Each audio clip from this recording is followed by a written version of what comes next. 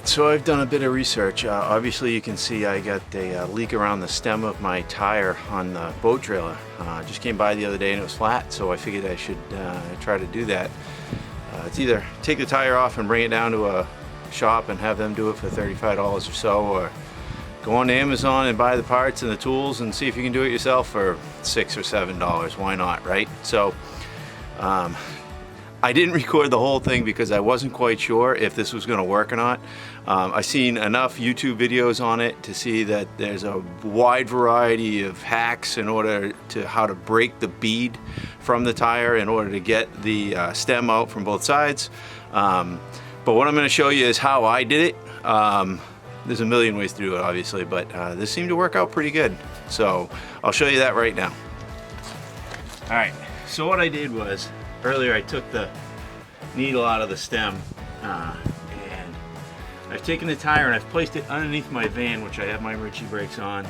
I'm not really using the van other than for leverage, and I've taken an old piece of 6x6 to create a brace between the two of the tire and the underside where the tire mounts onto here, so that the rear end of the tire doesn't lift up as I put pressure on that, because I tried that and it was doing that.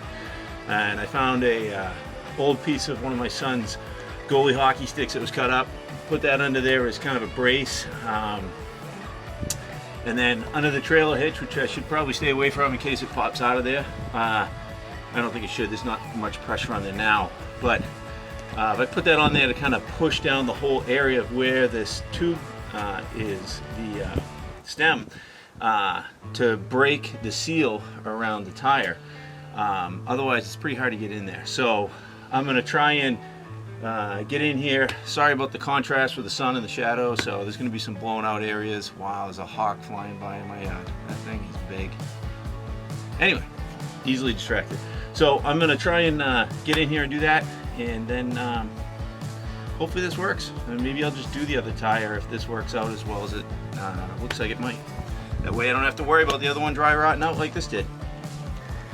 Alright, so that kit came with a variety of different tools. But first I've got to get off this old stem.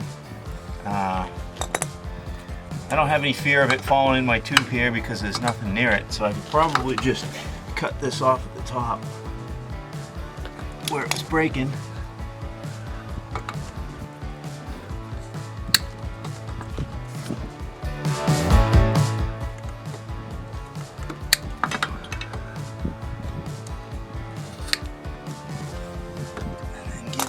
On the other side. There it is. 2 parts. So I've seen a wide variety of different things. Guys using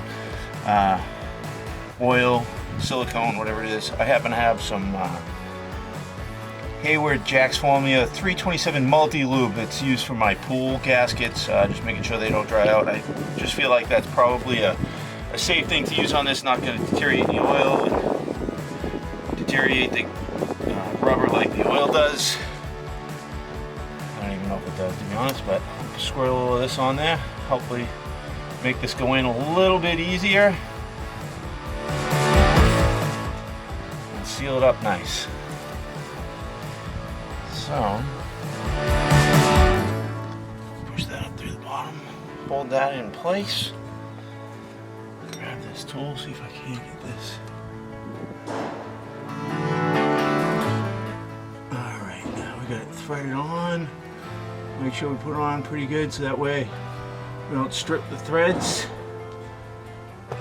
Then I think all you have to do is bend this and pull up. And it pops right in. Perfect. Unthread this.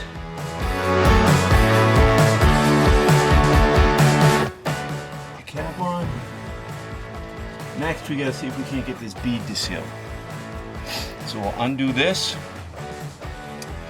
and get it over to the compressor and see if the compressor's strong enough to get that bead back. So we'll see. Alright, so I've got my tie here, back on the workbench. Gonna see if we can't get this bead to reset itself just by adding some air from the compressor. May get a little noisy in here.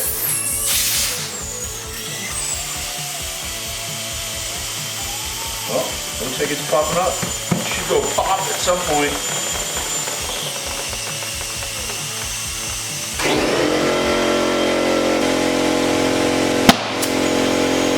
Whoa! Alright, well that was exciting. I just got to clean this up a little bit so I can see what the tire pressure rating is. Alright, so it says right there it's 50 psi, so I've got my tire gauge here. Press the button to release it, make sure it's reset. I've only got 10 psi, 11 psi on there, so we're going to put some more air pressure in that and just keep testing it.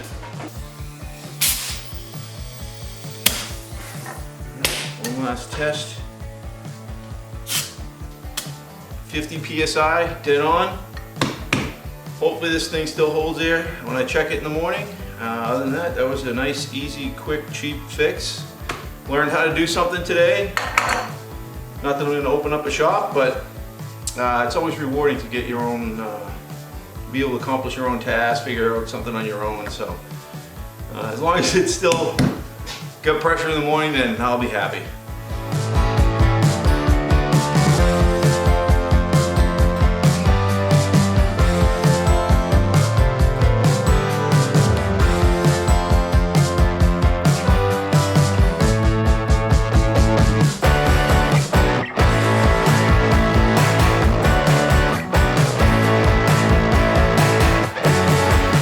Get the tire off, took the stem out of the tire, the doohickey out of it.